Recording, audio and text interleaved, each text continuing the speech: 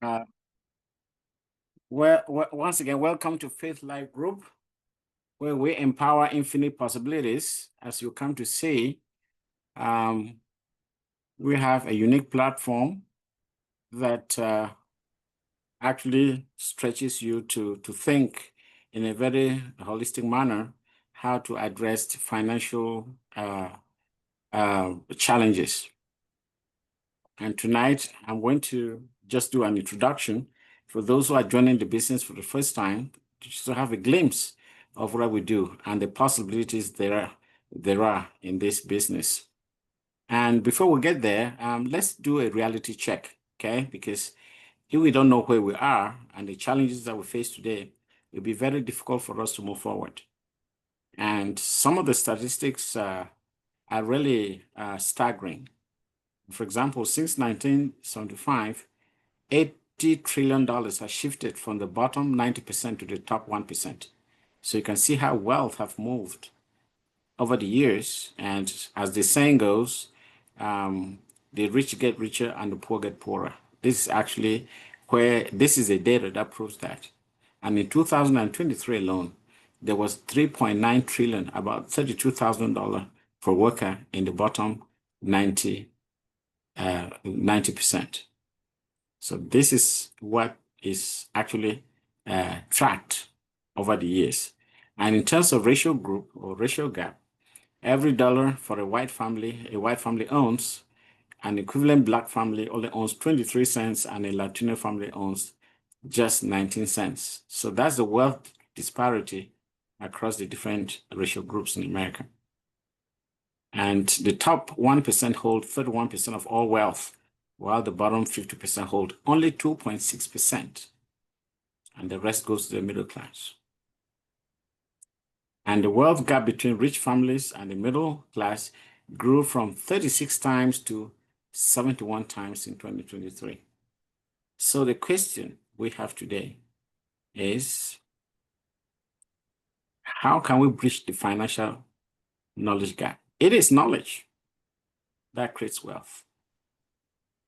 It's not legislation.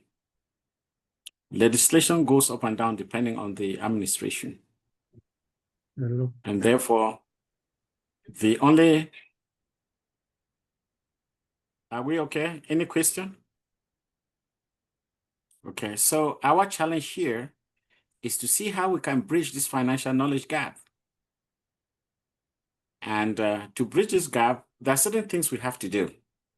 I really have to be mindful of it. We have to change our thought process. The first thing is that we have to change the lens through which we look at money. Unfortunately, some people look at money using the wrong lenses. We'll really help you change those lenses tonight. You have to look at money in a different way.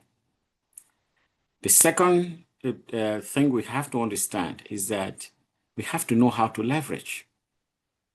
Leverage in a mechanical system, you know that. Then you can take something and like if you want to pull a rock, you can't just push it. You can put something underneath it like a crowbar, and then it can help you. That's what a lever is. And we can use that in terms of money as well. And I'm going to show you how that can be achieved tonight. And the other thing we have to know is that when it comes to the game of wealth, you have to know the rules.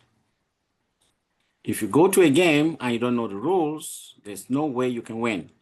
And this is a classical way of demonstrating. For those that are familiar with football, play with the feet, with a round ball, imagine you went to a game, you all dressed up in your jerseys without helmets, and when you got to the field, you discovered that they were playing some other type of football where they play with their hands. Are you going to win without the right tools? You don't have the right ball. It's an elliptical ball, and they're wearing helmets. You'll be crushed to death. That's exactly what happens to a lot of us who try to play the game of wealth. You don't know the rules. I begin to wonder why you never make money. And the tendency is you want to have 1, 2, 3, 4, 5 jobs. And it still doesn't work. You have to know the rules. And the interesting thing is that these rules are not taught at school. They're not taught at universities. They They're taught at home. And this is one of the places where you can learn, because this is not a school setting. And so the key thing here, as I said earlier, is to learn the rules of the game. Whether you're trying to play football or any other sport, you have to learn the rules of the game. If you don't, you're not going to make it.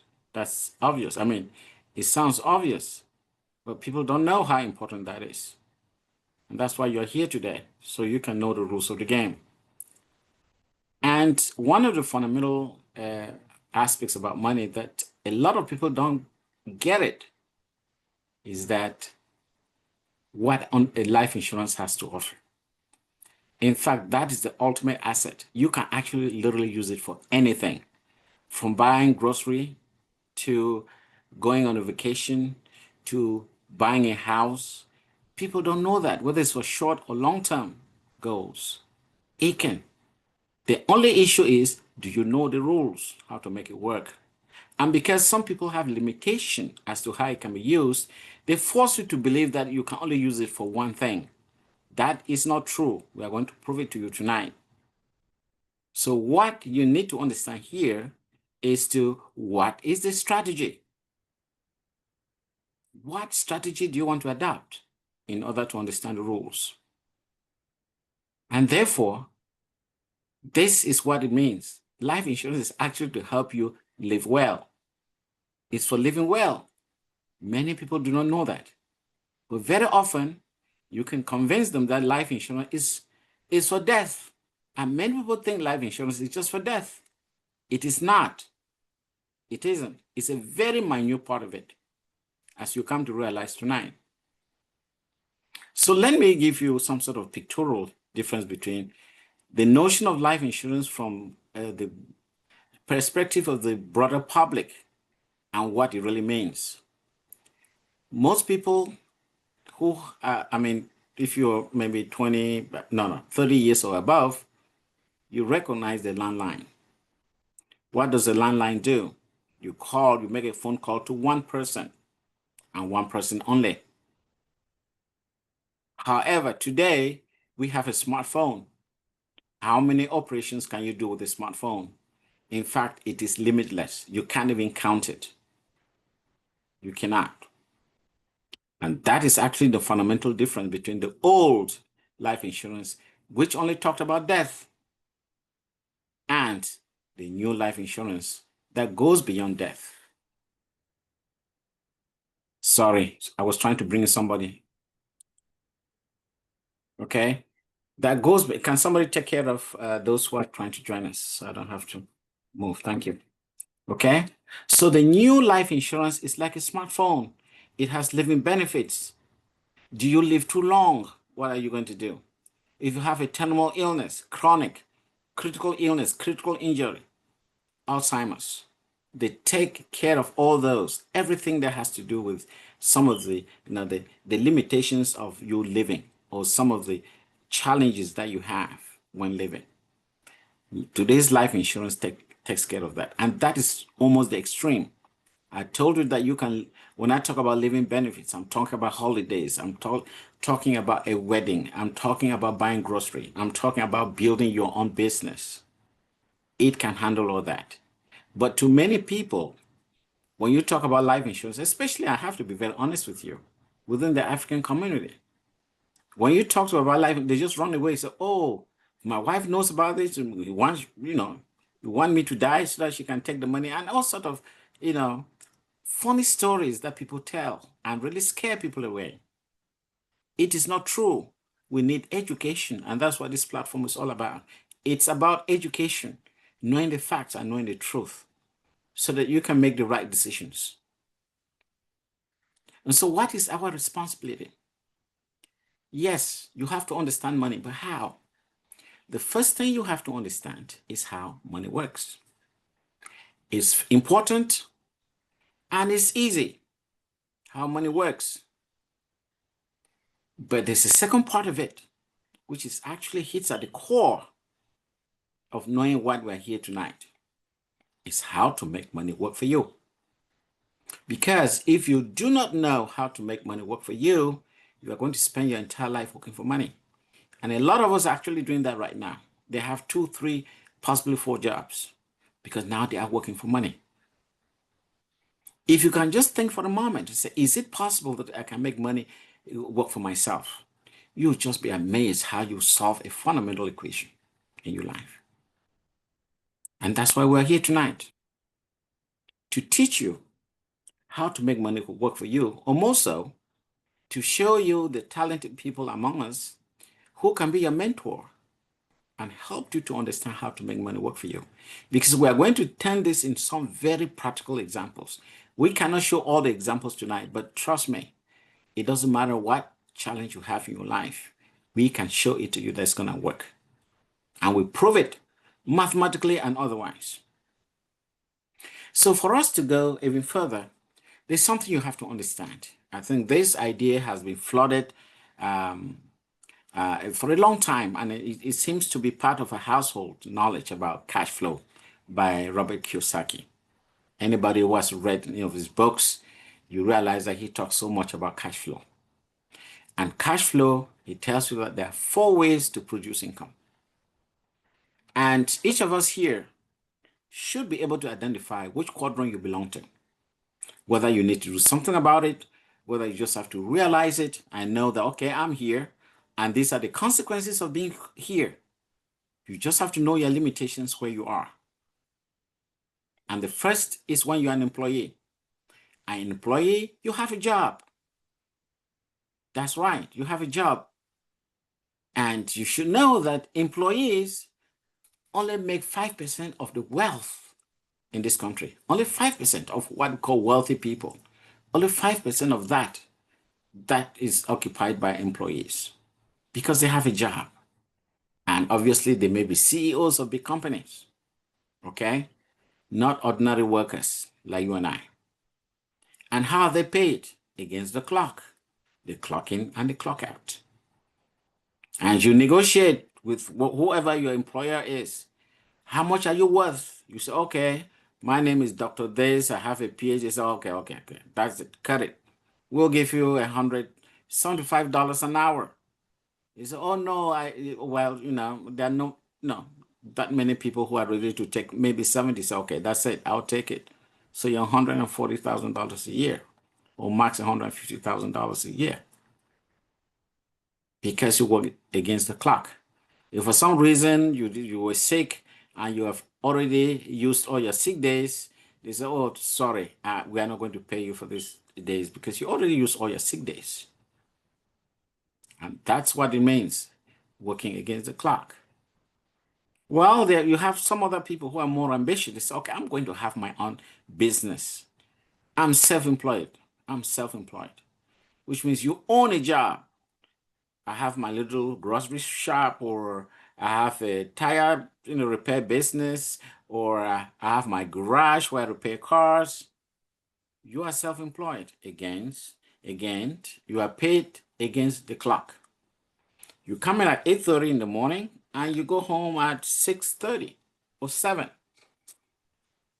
The day you don't make it to work, you don't get paid. You own a job.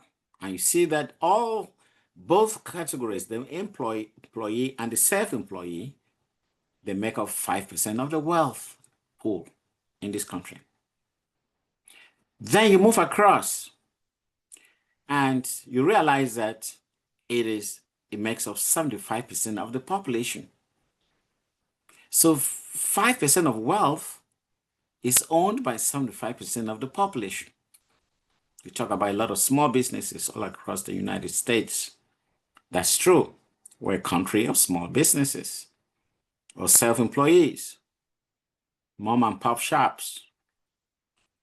And then you move over to the other side of the quadrant, where now you have a business owner. He does not have a job, and he does not own a job, but he owns a system. That is very important. So what's the difference between having a job, owning a job, and owning a system? That's what you have to learn about tonight. What is a system? Because when you create a system, it's self-propagating. It works on its own. like some sort of self-propulsion, if I can put it that way. Okay? And you realize that people on the right-hand side of the quadrant, they make 95% of the wealth. And you realize there's just 5% of the population that makes 95% of the wealth. And you can see how wealth has moved from the lower group to the upper group over the years.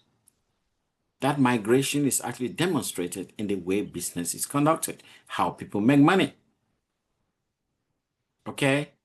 And when we talk of a system, it means that underneath the business owner, there are individual people. But who are these people who are making money? You realize that these are all investors. So the people sitting above, they're not workers working for that business owner. No, they are not. They are all investors and their own investments.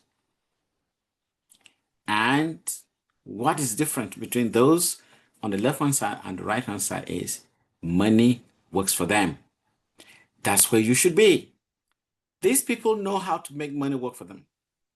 Because I might be sitting here with $10,000 in my account, and tomorrow it suddenly becomes $25,000. Because money is doing the work, not you. You are not clocking in and clocking out. And these people make 5% of the population. So you see how wealth has shifted over the years from the left-hand side to the right-hand side. That's what the statistics you saw, which I showed you when I started this presentation. Okay, wealth has moved from the left-hand side to the right-hand side. So now that all that has been settled, so we have to start looking at, so what are the possible problems or challenges that we have? What if families could retire with dignity, not debt? But you can only do that if you can avoid the three greatest dangers. There are dangers out there that if you cannot domesticate, if you cannot handle them, it will be very, very difficult for you to retire in dignity. We are going to look through them right now. The first is rising taxes.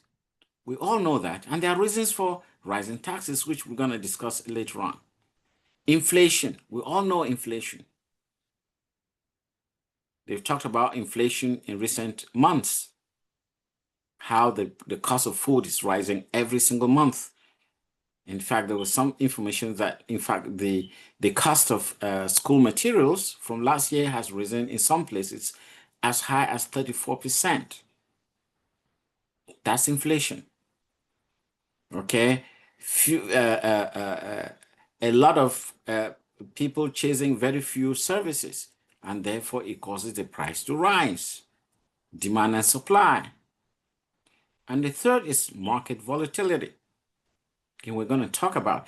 These are the three cankerworms we have to look for countermeasures. If you don't look for countermeasures, you'll be in deep trouble.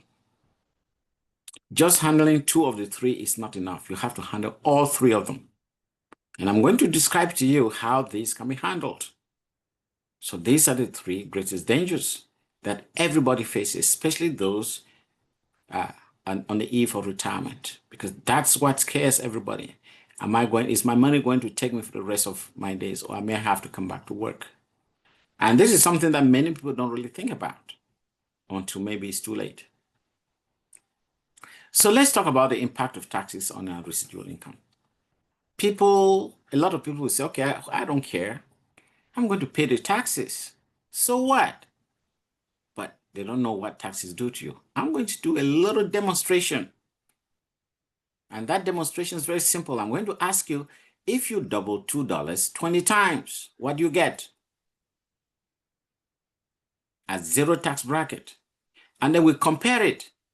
When you apply a 25% tax and then a 33% tax.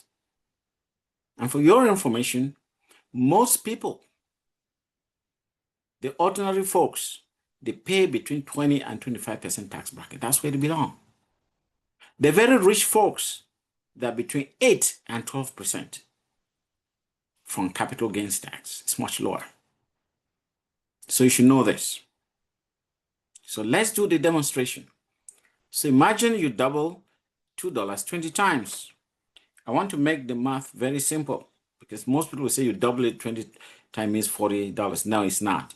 The first time you double it is 4, then second time is 8, then next 16, then 32, then 64, 128. You do that 20 times. If you do that, what does that mean? It's 2 raised to the power 20. And that's what you have, $1 million. Now just assume that you apply 25% tax. You get $1.25. And you double that 20 times, what do you get? $72. $72. Can you imagine just by applying 25% tax, you move from 1 million to $72,000. That tells you something. That's why if you go on retirement on $500,000 in a qualified account, like a 401k, 403b, you will get back to work in 10 to 12 years because you'll run out of money because of taxes. So beware of this. If worse still, you are on the 33% tax, you only have $27,000. So this is a demonstration of the impact of taxes on our income. So taxes can actually be a major, major, major problem if we don't handle it on our retirement. So why do taxes keep rising? You'll be asking yourself, okay, why are we having all these rising taxes? Why? National debt, 34 trillion. Who is going to pay that debt? The only way to pay the debt is to raise taxes. Government spending continues to rise. We are building roads, upgrading our existing roads, building all sorts of solar farms, upgrading railroads, trying to connect California and Texas using high-speed train, providing drinking water sources as the population increases, what they call a requirement in project management.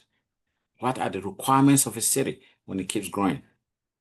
How is New York able to feed 9 million people extra every single day? People come to the city. That is a requirement. That means investments. People have to pay. That's why taxes keep growing, rising. Okay? And as a result, it's a pressure on your savings at retirement. These are the reasons why taxes keep rising. So let's talk about the impact of inflation. Now we'll put taxes aside. That's been settled. And I hope everybody understands and agrees with me. There are reasons why taxes rise. And how can we can we address that? I'm going to talk about it later. Now, there is a famous scientist, Albert Einstein. He said, compound interest is the eighth wonder of the world. He who understands it earns it. He who does not pays it. Right. We have people with credit card debts increasing, and they keep looking for more credit cards and using whatever it is, they're actually paying for lack of knowledge of the impact of compound interest. So, before we get there are two things that are certain about inflation. Money will never be worth more than it is today. The $1 you had in your pocket yesterday is worth less today because of inflation. Just understand that. The money you had in your pocket, whether it was lying on your table or in your wallet or in your bank, is worth, it will never be worth more than it is today. The second is that your current tax bracket will likely be the lowest bracket you will ever be in, because as the days go by, you're working, your 401k is increasing, it will simply transition from one bracket to another, and it's always on the higher bracket. So today may be your lowest tax bracket you ever pay. Be aware of that. And now, compound interest has a flip side. It can be a good thing in as much as it can be a bad thing. It can be good if it works for you. Obviously, if it is bad, if it doesn't work for you, as Albert Einstein said, he who does not know it pays it. And that's why some people have a lot of credit card debt. They don't know what to do with it. They are paying for lack of knowledge of the power of compound interest. Because if you knew, there are certain things that you will do to avoid paying compound interest. So we're going to take a very simple example here. And that is the fundamental explanation of human life equity. So listen very carefully.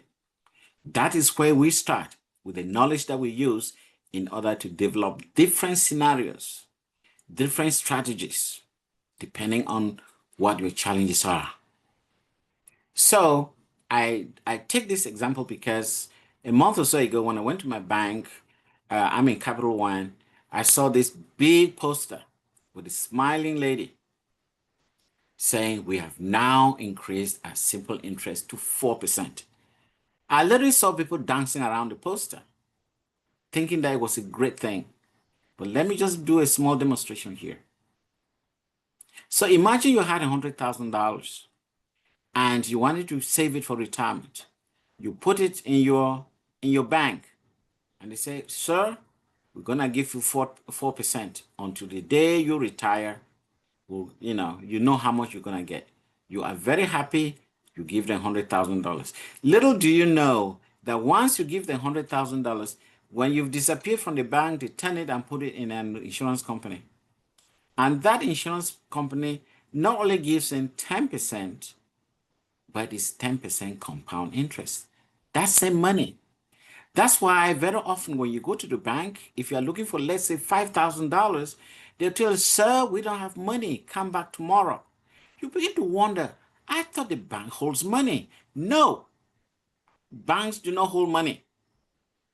All the money they have is in insurance contracts, as you come to realize.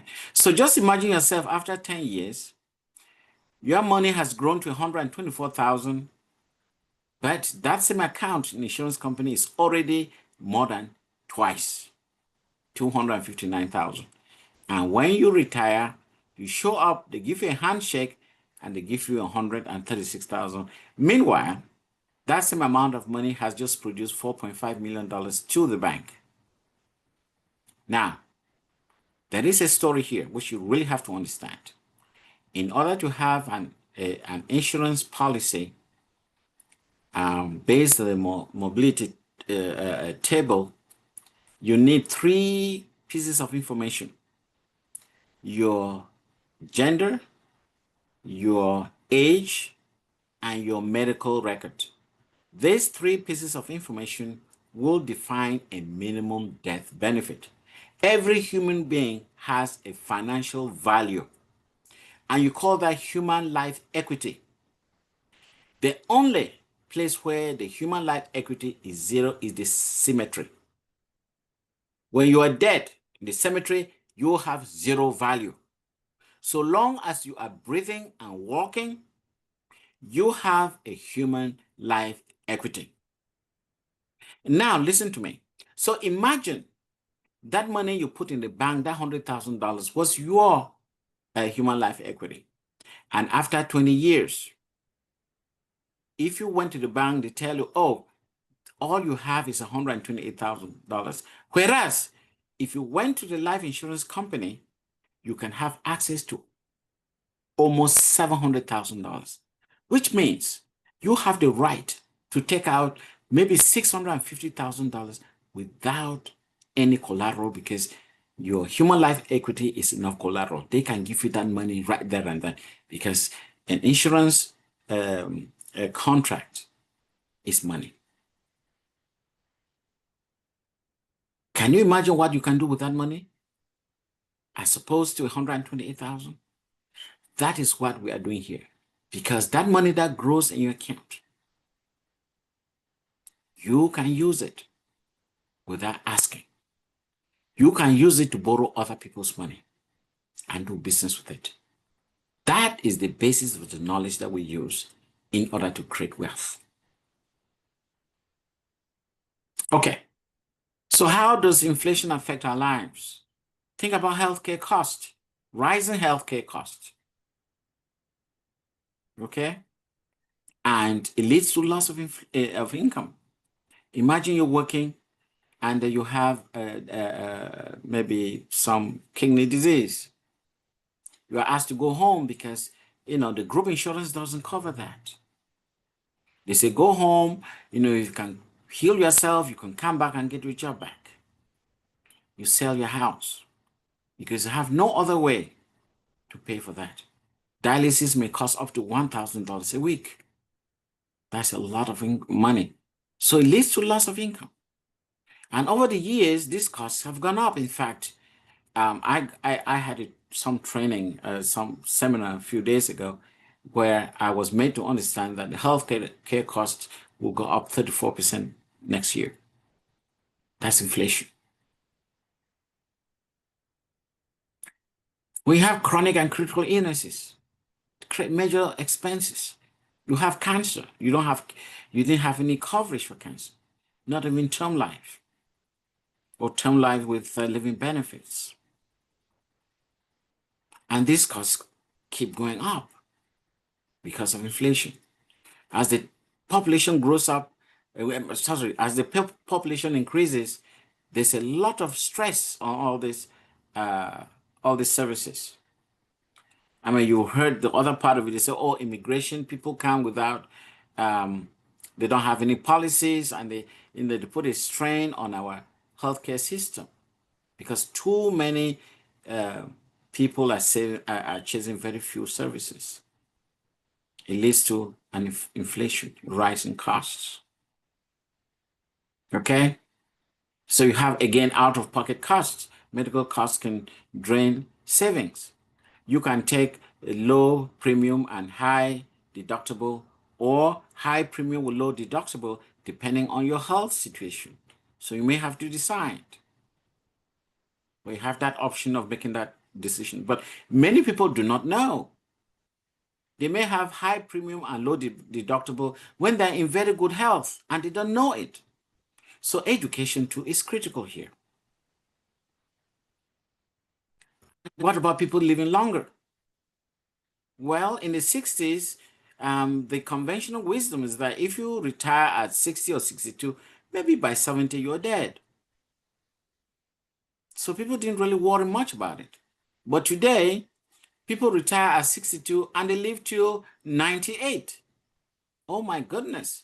Where are you going to find money to live for an extra 36 years, 40? There are lots of people who are that older than 90 years and above. And they still look very fit and comfortable, very fit and capable.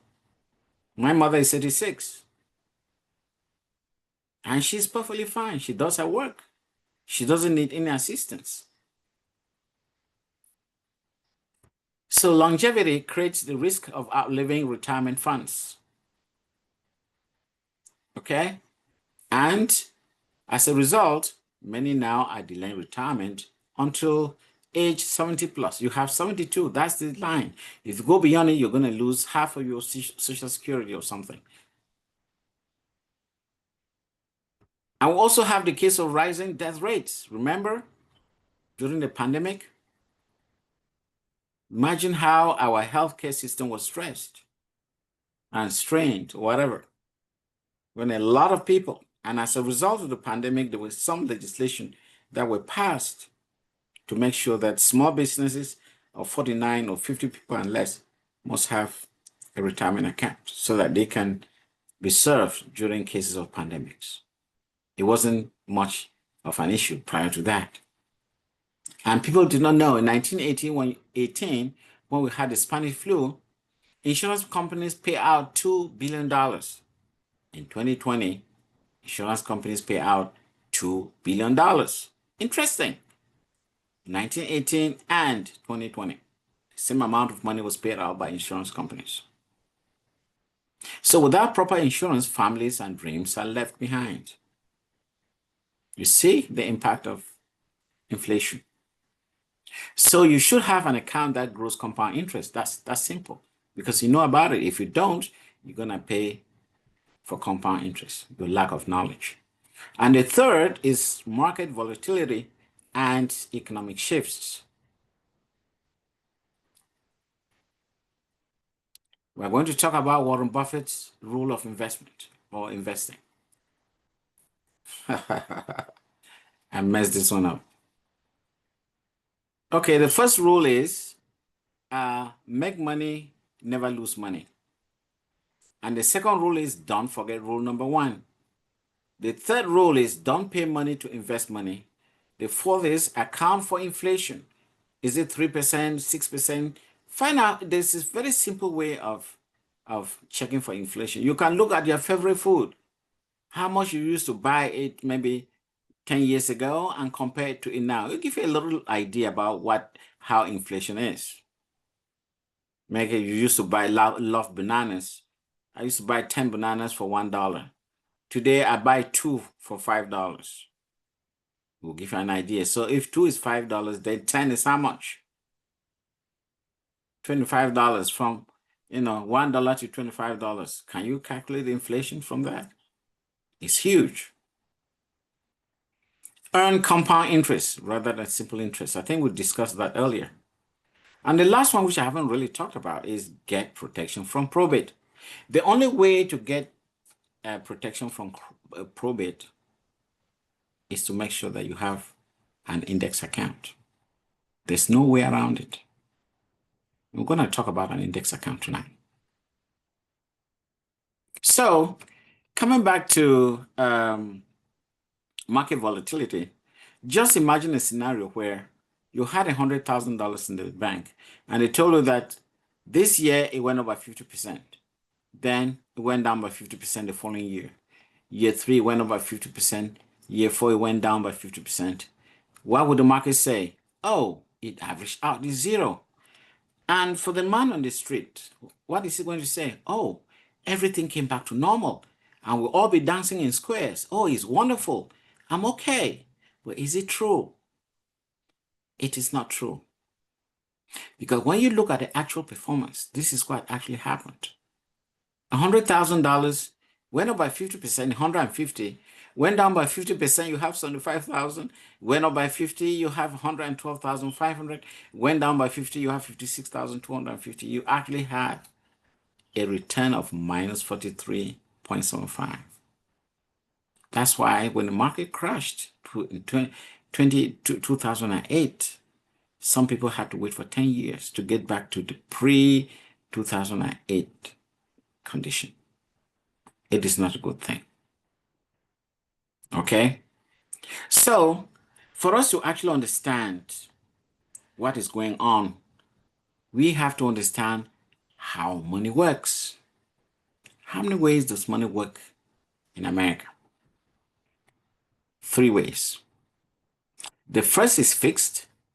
That's what you get in the banks. You have 4% simple interest. Literally stays constant for a very long time.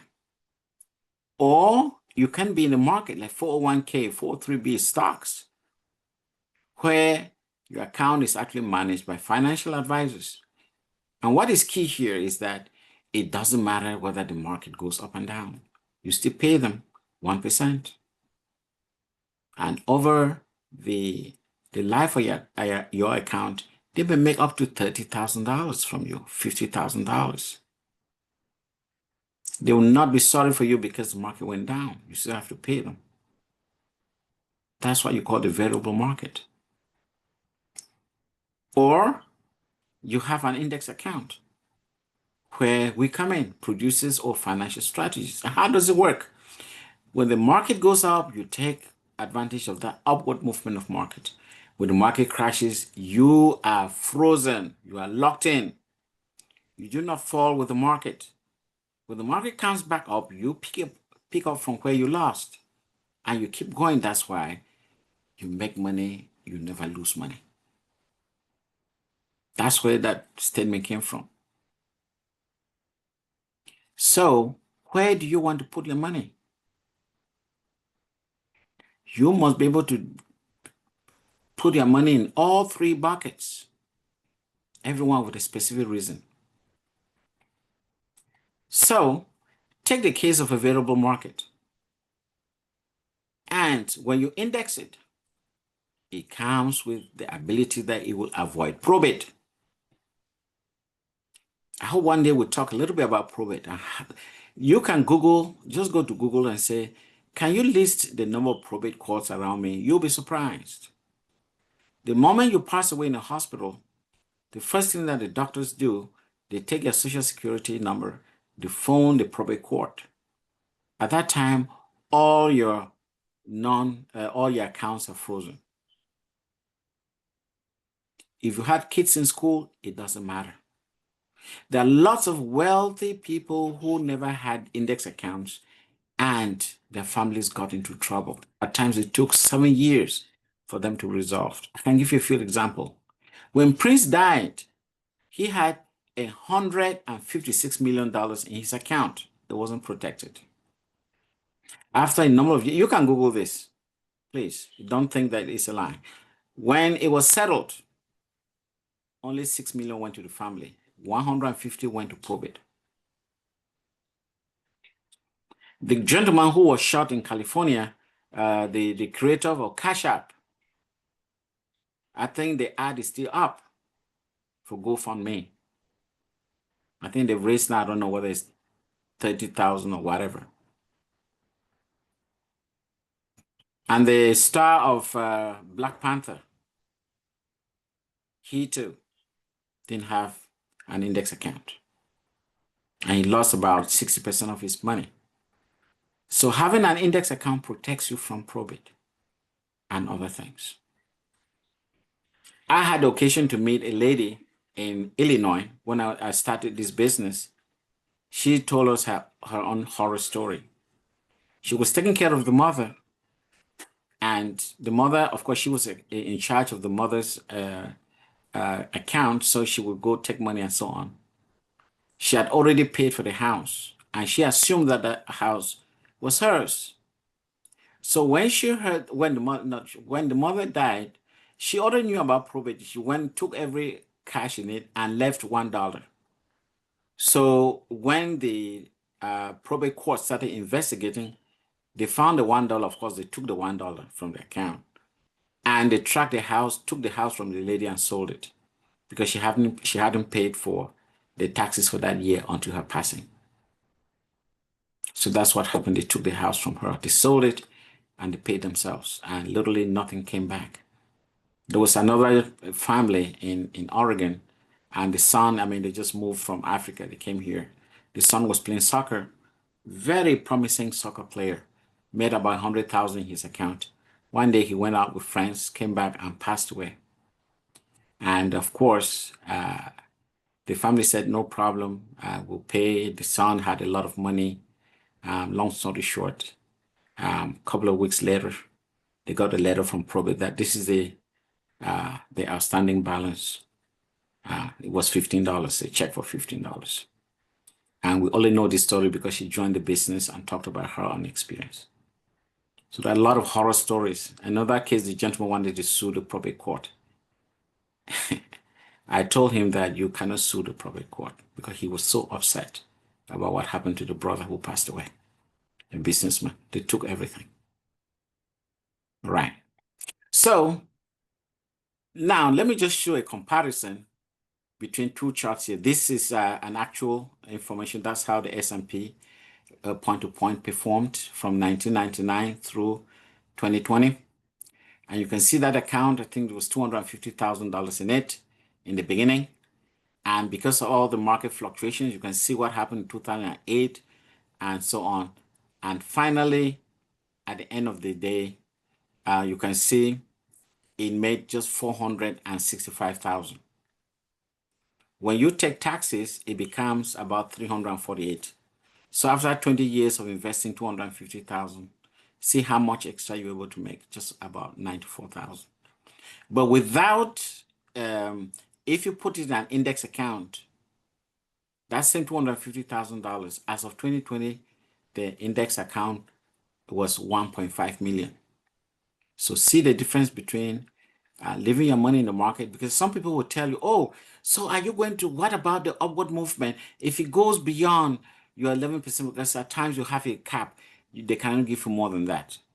Now, you will still, it's still beautiful. You still make more money.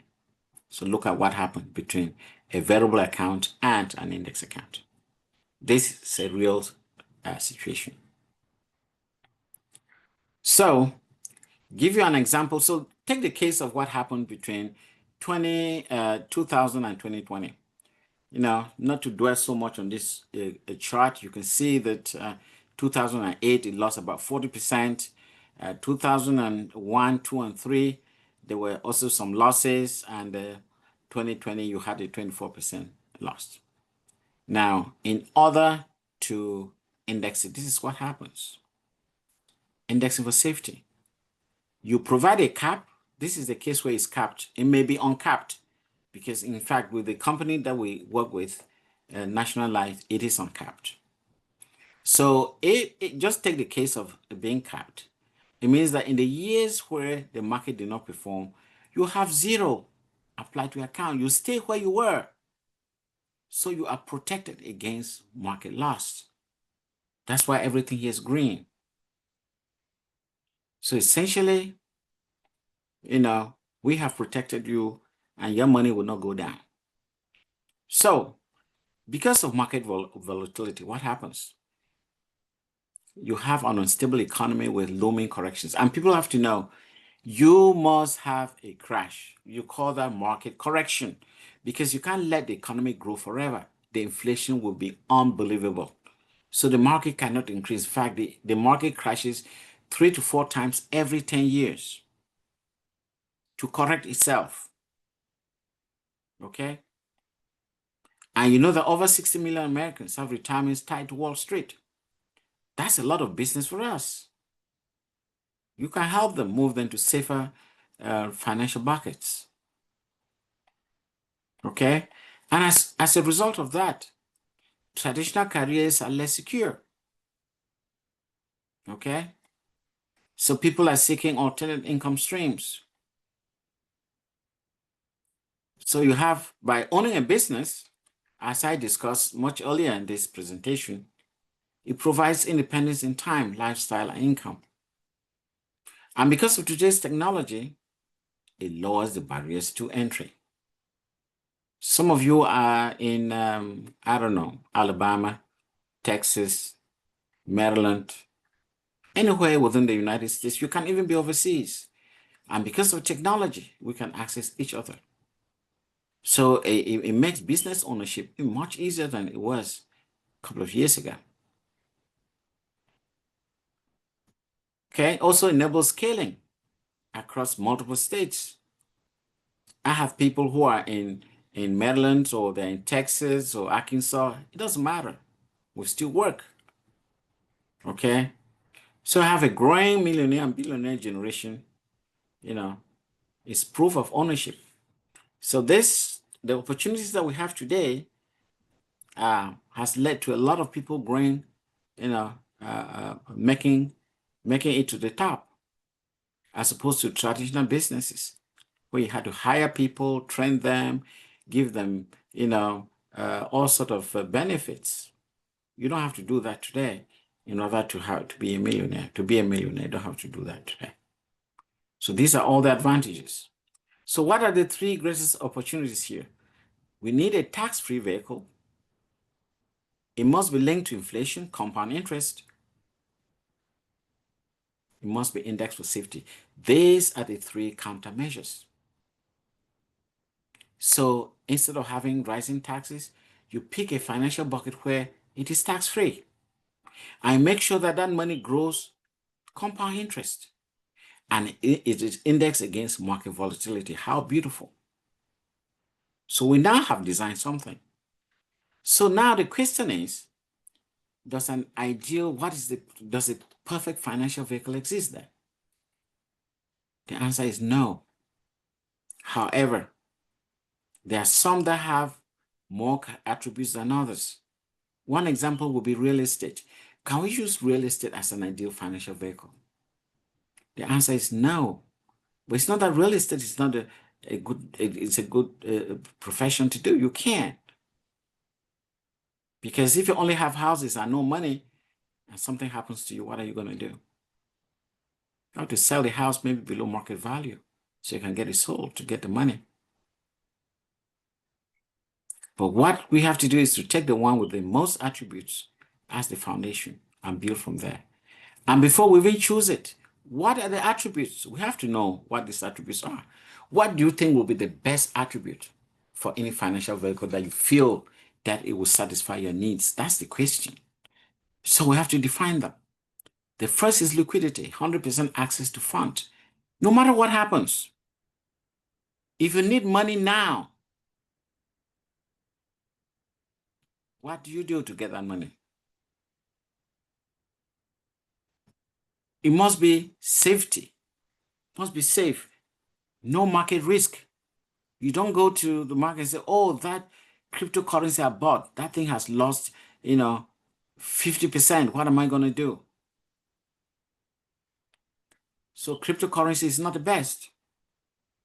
Expenses, no net cost to the establishment when gross compound interest. You are able to recover whatever money you use to open the account with growing compound interest. Rate of return, unlimited. It can go through the roof. That's even better. Tax-free. What does tax-free mean? You simply remove the IRS as a partner. You realize that when you have a qualified account, like a 401k, the moment you're about to retire, you go to pull out the money and say, pay me first. Who the heck are you? I'm Mr. IRS, Uncle Sam. Give my share. I think you owe me 33% because you made about $1 million. 33%? Yeah. So it's not a good vehicle. You have to think about it when we talk about strategy rollouts. For those who have a lot of money in their 401k, we can help you do strategic rollouts. So if you are 55, ideal, this is when we have to start thinking about moving your 401k. This is the ideal time for you. Predictability. You can predict future returns all the way to 120 years. In fact, in some cases, we can extend it by 11 years, 131. So these are the attributes of an ideal financial vehicle. So the question is, which financial vehicle meets this criteria? If we can find that out, then we'll solve the puzzle and we can now move forward to using it. And it is properly structured, max funded, permanent life insurance contract. Listen to that, it's a contract. And there's good reason for it to be a contract because you can never tax a contract. If I sign a contract with Robert Jones that he will be giving me $1 million a year, at the end of the year, when I file my taxes, I'm not going to put that contract in it. So what the hell? This is a contract? No, you don't tax a contract. And that's why we call the insurance contract a FIFO, first in, first out. And the interest, you take it as a loan. Beautiful. It meets accounting principles. When you take an interest as a loan, it is not taxed. That's how it works, and that's what we do. So, for those who are not aware of insurance, this is how their retirement portfolio looks like. 80% is what we call taxable at full withdrawal or under harvest. IRAs, 401ks, 403bs, 475s, 457, sorry. SCPs, deferred compensation, pension, social security. They're taxed. And the remaining 20% in the market. CD, stocks, bonds, electronic funds transfer. And there is zero tax-free account. This is a very dangerous. It's not safe because when you have this account, these are the people who may come back to work again. But this is what we want to do with you. You want you to have a balanced portfolio where 40% of your money is tax-free. What does that mean? You have now become your own bank. If you want to do a real estate business, instead of going to the bank to take that money, you take it from your cash tax-free account. You don't have to give it back.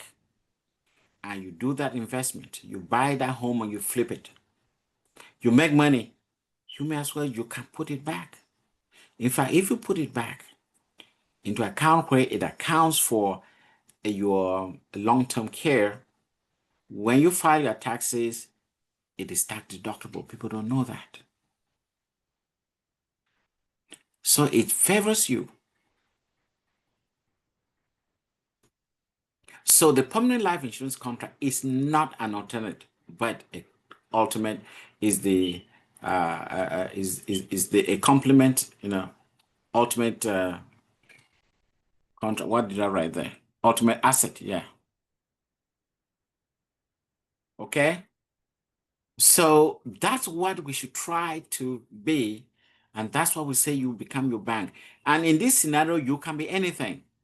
You can be a plumber, you can be a medical doctor, you can be a businessman, you can be whatever you want. You can just be yourself. And you pull money there and you pay for your mortgage from your own bank.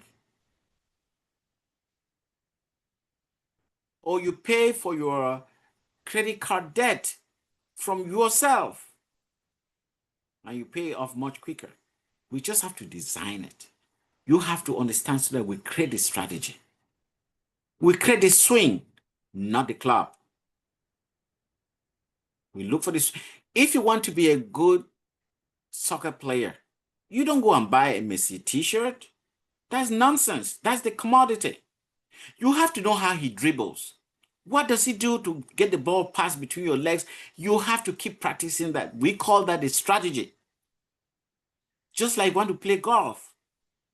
Like, what's this guy? Tiger Woods. You want to get Tiger Woods swing. Not the clubs. What is Adidas or something or whatever? We don't care. You want to get the swing. So here we go for the swing. And the swing is a strategy. So in each of these scenarios, there is a strategy. And we defined. You may have two people, same age, same number of kids, but they have two different strategies.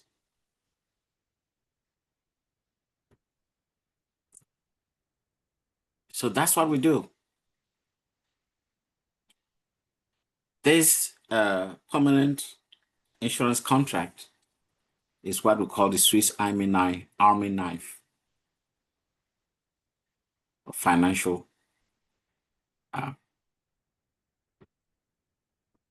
Army knife of finance. And you can use it for a number of things. College savings, death benefit, retirement planning, working capital, real estate management, lump sum, tax maximization. You can even talk about credit card. You can use it for anything, but we now have to sit with the financial strategists to build up your strategy and make it work for you. Unfortunately, in so many places, when you talk about life insurance, the only thing about death. As I started this story tonight, remember, I told you, this is like having a smartphone. So what are the takeaways here? It is the most productive and least expensive asset to own. It will outlive your working years. Banks treat insurance contract as cash equivalent, called a Swiss Army knife, for both family and business. applies to everybody. Okay. So as I said, the permanent life insurance is not an alternative, but a complement ultimate asset. So I also talked about a system. So this is our business platform. That's the system we use. So when you join any group, you have to find out what the system is. What is the business? What's the system? How does it operate? Think about a compensation model. Structure that rewards effort and scalability. High demand offerings that ensure long-term value and market relevance. We're going to talk about them later on. Give you an example why we think we have a high demand offering. Technology, tools that simplify business operations and optimize performance. Community support, a strong leadership, mentorship, and education system to help partners. Scalability, a system that allows members to expand without major barriers to entry. So what we help agents accomplish when you join us, this is what we help you accomplish. Self-awareness, understanding your strengths, your weaknesses, and opportunities for improvement. Mindset and attitude, develop a growth mindset and positive outlook. Continuous learning, reading. We've written, among us here, we've written 4 books. Reading, attending seminars, and seeking mentorship. Discipline and consistency, building daily habits that drive long-term success. Reliance and adaptability, overcoming setbacks and adjusting to market changes. Effective communication, learning to influence, persuade, and educate clients. You have to educate your clients so that you make the right decisions. You don't decide for them. Don't, because if they fail, it is your fault. Expand influence through professional connections. Define clear objectives and take actions daily. So what sets us apart from others? We employ the power of human life equity to internally collateralize premiums for superior income streams, yielding 2-3 times life insurance income. In fact, it goes up to 5, otherwise known as arbitrage. So what is arbitrage? We employ policy loans to boost funding, accelerate compounding, and extract more tax-free income. That's what we do. That's what is known as the ultimate IUL wealth building strategy. So how do we set ourselves apart from others? We don't just sell insurance, we multiply the impact. Again, using the strategy of arbitrage by borrowing other people's money at a lower interest and reinvesting at high returns. This is an example, real case. 7-year-old, a father came and said, I've got this lump sum. What can I do to my 7-year-old so that he never have to, come to me for any help? Yes, we're able to do our magic. Not only was he to pay for his education throughout his life, he was able to retire at $500,000 a year up till 120 years, just with a one-time lump sum payment of $27,000. Remember, you are saving. You are not throwing this money away. 13-year-old female saves just $200 a month. Death benefit 1.5 million. Income, almost $400,000 a year. That is what we can do. Many people can't even get close. Third example, 27-year-old female saves just $125, gets a death benefit of $520 and $61,000 per year income for life. Do you know what it means to earn $60,000 a year tax-free in America? It's not easy. 50-year-old female saves $25,000 a year because she's close to retirement, and she retires on $106,000. So you have to determine where you are. If you need help, we work with you. So we talked about the this is a summary. This is another one, another slide I did. I should have taken this off. This is a 1-year-old, saves $250,000, puts in $4,200 a year, and it contributes for 17 years, a total of $71,400 out of pocket, gets $80,000 for college and still eligible for scholarships. At 65 on retirement, she receives $1.2 million to 120 years. Look at this. This is a real example. This policy is already working for her now. It's been approved. 31-year-old John pays $500 a month, $6,000 a year. She contributes for 18 years, $108,000 out of pocket. At 65, she retires on $275,000 a year. So that's what we do. And so here are the different things we talk about. On Monday, we have Mortgage Mondays, how we can help you accelerate your mortgage payments, and you can actually pay your mortgage in half the normal time, in 15 years instead of 30. Dr. Sacco leads that effort. We also have books. We have the Rich Kingdom, Poor Kingdom, which gives you the groundwork on what we do. You also have the Rich Donor, Poor Donor. Rich Kingdom, Poor Kingdom is what we use for churches. How to provide what we call sustainability income for churches, not only relying on your, $1,000 donor or whatever they do in the churches. We can do better.